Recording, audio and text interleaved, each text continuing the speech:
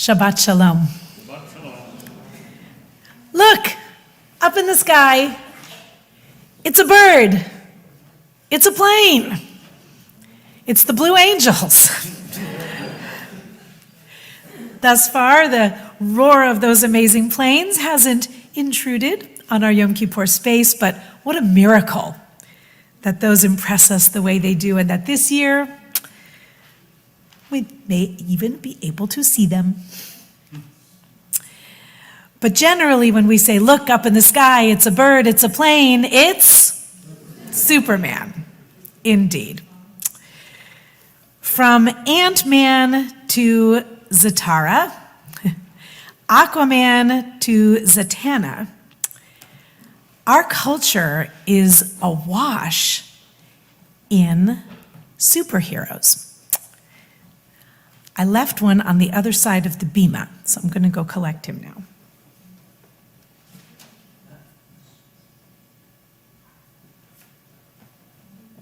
Small. I wanted to share with you about a superhero I just learned about. Although I feel like I remember it very well. Think back to November 15th, 2013. A little boy named Miles Scott. He was 5 years old, and he had been battling childhood leukemia for 4 years. Through the Make-A-Wish Foundation of the Bay Area, he was able to have his wish fulfilled. He wanted to be Bat Kid. And on November 15th, with the help of the late San Francisco Mayor Ed Lee, the San Francisco Police and Fire Departments, the San Francisco Giants, and countless others, this incredible city transformed into Gotham for the day. Thousands of people crowded the streets to cheer on little Miles as he battled villains, thwarted crime, freed San Francisco Giants mascot Lou Seal, and earned a key to the city. Does anyone remember? The Chronicle produced a special edition of the newspaper that day with a full front-page takeover dedicated to that wish. President Obama sent a video message to Bat Kid with words of encouragement, and it inspired a full-length Warner Brothers documentary called Bat Kid Begins. Whether your preferred superhero is Superman, Iron Man, Spider-Man, Black Panther, Captain Marvel, Wolverine, Wonder Woman, or even Underdog, we like a superhero. Our modern superheroes were created primarily in the 1930s as a way to have comfort and escape during the dark days of the Depression and the rise of global fascism. And we sure seem to need them a lot these days. Just look at the number of movies from the last few years, and the vast majority are about superheroes. They're a symbol of hope. As one young fan said, they're there to inspire us to be better people in our everyday lives. But while the superheroes of the movie screen and the video game console often and usually defy both natural and civil law, most of us don't have that option. And so we have to look elsewhere, to people who can look at what the world is and isn't, with all of its broken pieces, and still create something, still share something, to inspire others with love and beauty and compassion. And I'd like to tell you about a few superheroes today.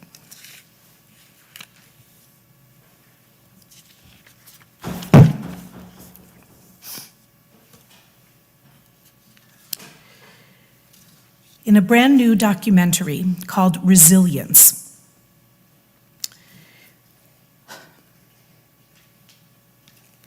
October 7th, Voices of Pain, Hope, and Heroism. Jamie Geller, the film's producer and chief media and marketing officer of AISH, told the Jewish Journal that this documentary isn't a memorial as much as it is a tool for moving forward.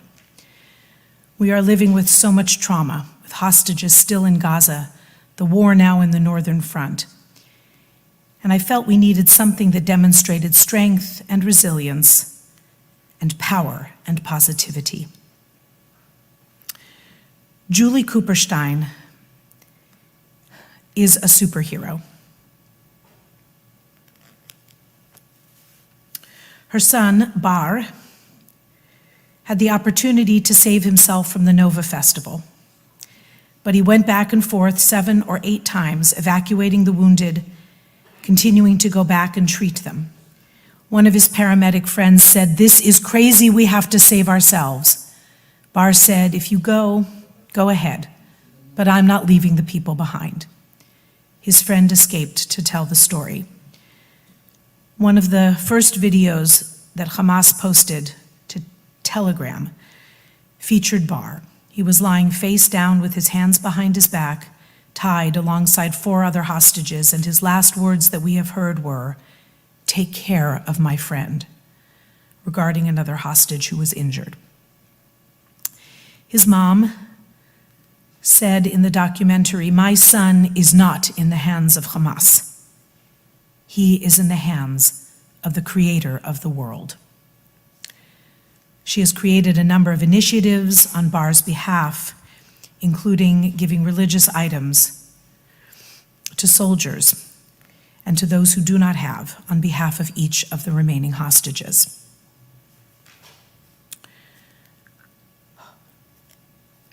There is Iris Chaim, the mother of Yotam Chaim. Yotam was a hostage mistakenly killed by the IDF in Gaza. Yotam and 2 others had escaped from their captors and were running toward the IDF to be saved. There's some veracity, yes, you're right, that's under discussion. But Yotam's mother said she has only love, no anger, and feels only unity with her brethren. The final story in the film chronicles Alon Mesika, the father of Adir Mesika. Adir was murdered at the Nova Festival. Alon is a jeweler. Since October 7th of last year, he has taken it upon himself to gift any soldier that wants to get engaged a diamond ring. Because his son had a serious girlfriend, they were planning to be married, and they never got to build that Jewish family. Alon Mesika said, "This is how we will continue as a Jewish people. We will continue to build Jewish families, Jewish homes, and a Jewish future." The rings that he gifts to young couples will be a testament to love and to life. You have heard recently, the last few days, the story of Manny Yekutiel, a local Jewish shopkeeper here in San Francisco whose storefront was violently graffitied during a march last Sunday. In broad daylight, people sitting a few feet away, paying no attention to the person who was masked, writing vile comments I won't repeat here on Manny's storefront. Several high-placed people heard about Manny's story, about his store in the Mission, his cafe and bookstore, and set a goal on Monday, this last, to raise $36,000, double high. The number was chosen on purpose. By Wednesday evening, the GoFundMe had raised for First, they posted $54,000 for triple high, and it has far surpassed it by now. Manny needs far less than $60,000 to fix the graffiti on the front of his store. And so he is taking the extra and creating a fund to help other businesses, other institutions, other places and people that are being hurt, physically, psychologically, by this wave of anti-Semitism that we are all experiencing. Manny Yekutiel is a superhero. And of course, you know the story, and we need to repeat it and repeat it and repeat it, of new royalty for the Jewish people. John and Rachel Goldberg Polin, mother and father of Hirsch Goldberg Polin, extraordinary, regal, superhumans who, in the midst of this year of unimaginable pain and terror for their beautiful son Hirsch, still sponsored in July of this year, where others make a week of rage, they made a week of goodness. Can you imagine having the strength and the presence while your son is in a hell and your country and your people are under siege? They made a week of goodness. They dedicated a Torah.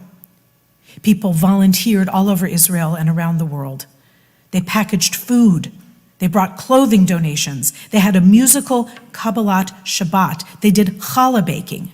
They inspired others to do random acts of kindness. And it made a difference. We say all day long today, al chet, for the sin of, but it's been proposed that we add a section, al ahava, for the love that's been shown this year, because there has been so much. Breakage in the world is fundamental to its makeup.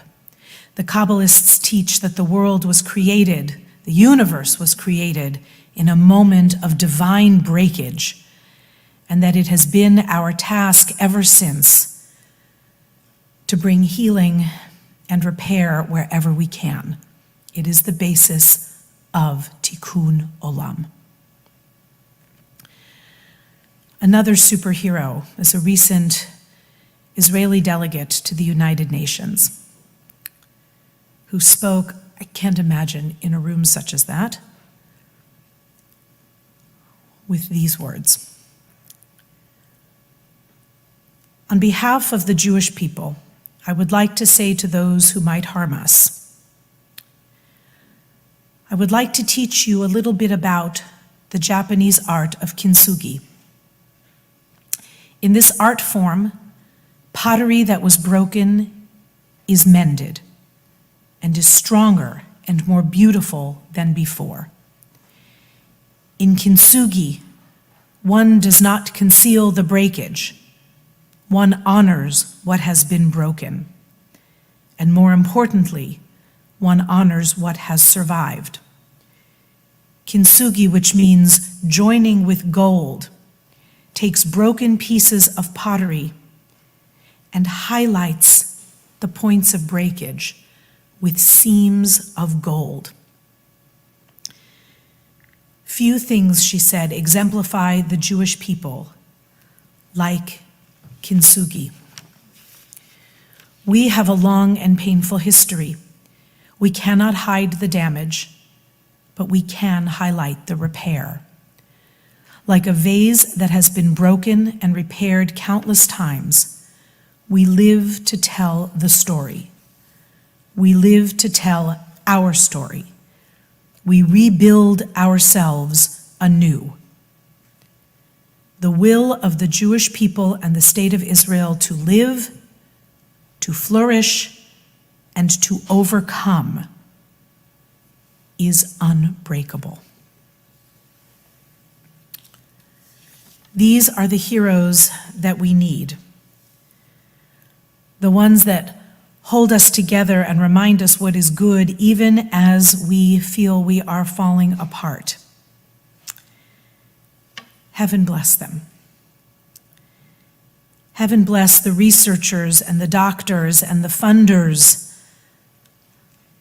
of cancer research who take care of 5-year-olds like Miles Scott and work tirelessly to bring the possibility of a future to Bat Kid.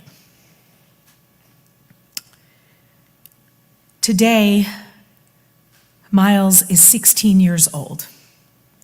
He is cancer-free and very much a teenager in his small town near the Oregon border. Miles Scott is a superhero.